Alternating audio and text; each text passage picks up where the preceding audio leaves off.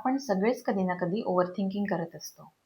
एखादी गोष्ट घडून गेल्यानंतर मी असं का बोलले, असं का वागले याचा विचार करतो. कधी उद्याच्या एखाद्या गोष्टीची चिंता करत असतो. तर कधी एखादं डिसिजन घेताना मी चुकले तर, असा विचार सतत आपल्या डोक्यात फिरत असतो. पण ओव्हरथिंकिंग थांबवण्यासाठी स्वतःला विचार करू नकोस असं सांगितल्याने काहीच होत नाही. आपण जितके जास्त ते विचार थांबवण्याचा प्रयत्न करतो, तितकेच जास्त ते विचार पुन्हा पुन्हा आपल्या डोक्यात येत असतात. म्हणून आजच्या या व्हिडिओमध्ये आपण ओव्हरथिंकिंग सोबत फाईट न करता ते हँडल करण्यासाठी 3 प्रॅक्टिकल टेक्निक्स बघणार आहोत, ज्या तुम्ही तुमच्या रोजच्या आयुष्यात अगदी सहज वापरू शकता. आता ओव्हरथिंकिंग हँडल करण्यासाठी 3 सोप्या टेक्निक्स कोणत्या आहेत आणि त्या कशा वापरायच्या हे बघूया. यातील सगळ्यात पहिली टेक्निक आहे कॉन्शियस ब्रीदिंग करणे. बरेचदा आपलं मन भूतकाळात किंवा भविष्यकाळात अडकलेलं असतं. माझ्यासोबतच असं का घडलं? मी कोणाला असं का बोलले? कोणी माझ्यासोबत असं का केलं? या गोष्टींचा आपण विचार करत असतो. तर कधी कधी आपण येणाऱ्या काळाचा स्ट्रेस घेत असतो की फ्युचर कसं राहील, सगळं व्यवस्थित तर होईल ना, यामध्ये अडकून जातो. आणि या सगळ्या विचारांमध्ये आपण आपला प्रेझेंट देखील व्यवस्थित जगू शकत नाही. अशा वेळेला ही कॉन्शियस ब्रीदिंग टेक्निक आपल्याला प्रेझेंटमध्ये यायला मदत करते. कॉन्शियस ब्रीदिंग टेक्निक ही अगदी सोपी आहे. यामध्ये फक्त आपल्याला डोळे बंद करून आपल्या श्वासावर लक्ष केंद्रित करायचं असतं.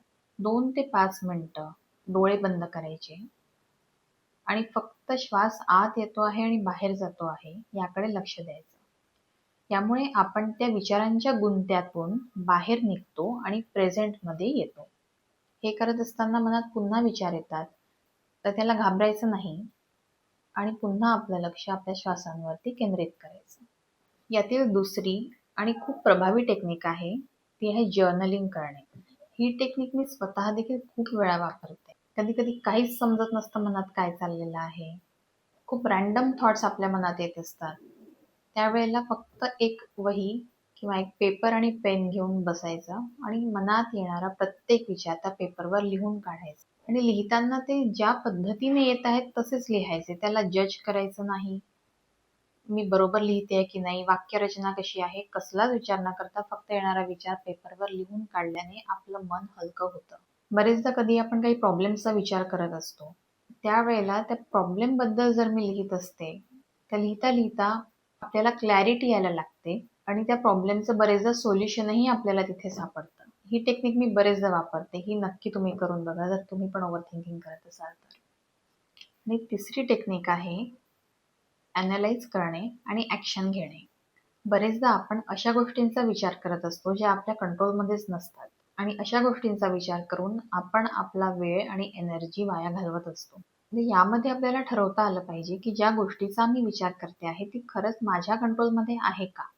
आणि जर ती माझ्या कंट्रोलमध्ये आहे तर मी त्यासाठी काय ॲक्शन घेते आहे. ओव्हरथिंकिंगमुळे आपलं माइंड खूप कन्फ्यूज होतं. कारण आपण इतका विचार करायला लागतो की कधी कधी डिसिजन घेताना खूप अवघड वाटतं. आणि काही वेळा तर असं होतं की आपण विचार करून एका डिसिजनपर्यंत पोहोचतो आणि पुन्हा आपलं मन विचार करायला लागतं की मी हे डिसिजन घेतलं ते योग्य ठरेल की नाही, आणि पुन्हा आपण त्या ओव्हरथिंकिंग लूपमध्ये अडकतो. यावरती सगळ्यात बेस्ट उपाय असतो एक छोटीशी ॲक्शन घेणे. ॲक्शन न घेता फक्त स्वतःच्या विचारांमध्ये आपण स्वतःला बांधून घेतल्याने आपण आयुष्यात कधीच पुढे जाऊ शकत नाही. आपल्या आयुष्यात काहीच बदल घडू शकणार नाही. त्यामुळे ते छोटे डिसिजन्स आणि त्यावरती छोटी ॲक्शन घेऊन आपलं ओव्हरथिंकिंग लूप कमी करायचं. तर या आहेत 3 टेक्निक्स ज्याने आपल्याला ओव्हरथिंकिंगला हँडल करता येतं. या मी स्वतः वापरलेल्या आहेत. तुम्हाला जर ओव्हरथिंकिंग होत असेल तर तुम्ही पण याला नक्की वापरून बघा. आणि हा व्हिडिओ जर तुम्हाला युजफुल वाटला असेल तर लाईक करा, चॅनलला सबस्क्राईब करा आणि हा व्हिडिओ त्यांना शेअर करा जे आत्ता ओव्हरथिंकिंगच्या फेजमधून जात आहेत.